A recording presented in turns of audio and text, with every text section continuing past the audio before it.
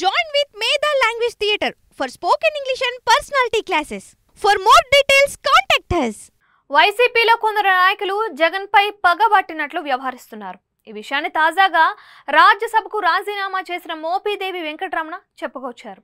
తనకు సీట్ ఇవ్వనప్పుడే తను పార్టీకి రాజీనామా చేయాలని నిర్ణయం తీసేసుకున్నానని ఆయన వ్యాఖ్యానించారు. అంటే అసెంబ్లీ ఎన్నికల సమయంలోనే చాలా మంది నాయకులు పార్టీని వీడాలని నిర్ణయించుకున్నారు అనేది ఈయన మాటలను బట్టి తెలుస్తోంది. బహుశా ఇది కూడా ఎన్నికల్లో ఓటమికి దోహదపడి ఉంటుంది అనేది ఇప్పుడు వైసీపీ నాయకులు వేస్తున్న అంచనా. ఎందుకంటే శత్రువును కనిపెట్టడం ఈజీనే, అయితే అది ప్రత్యర్థి పార్టీలో ఉంటే మాత్రమే సాధ్యమవుతుంది.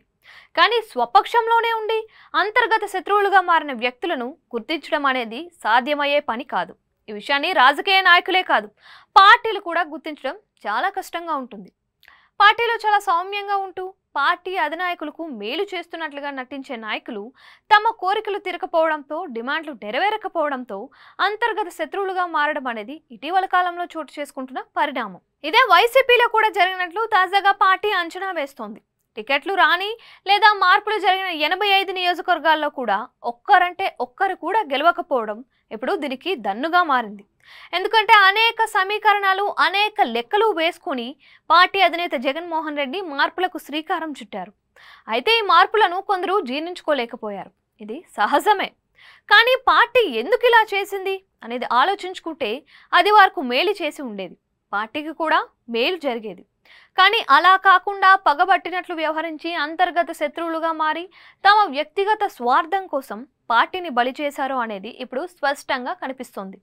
ఒక్క మోపిదేవి వెంకటరమణ ఈ విషయంలో బయటపడినా ఇప్పుడు మిగిలిన నియోజకవర్గాలపై పార్టీ అంతర్మదనం చేస్తుంది. ఉదాహరణకు గుంటూరు పశ్చిమ నియోజకవర్గంలో మద్దాలగిరి సైలెంట్గా ఉండిపోవడం, చిలకలూరుపేటలో పార్టీ తరపున ముందు టికెట్ తెచ్చుకొని తర్వాత టికెట్ పోగొట్టుకున్న నాయకుడు శత్రువుగా మారటం, పత్తిపాడిలో అంతర్గత కుమ్ములాటలు, ఇట్లా అనేక చోట్ల జరిగిన నాయకుల అంతర్గత శత్రుత్వంతో పార్టీ భారీగా దెబ్బతింది అనేది ఇప్పుడు వేస్తున్న ప్రధాన అంచనా.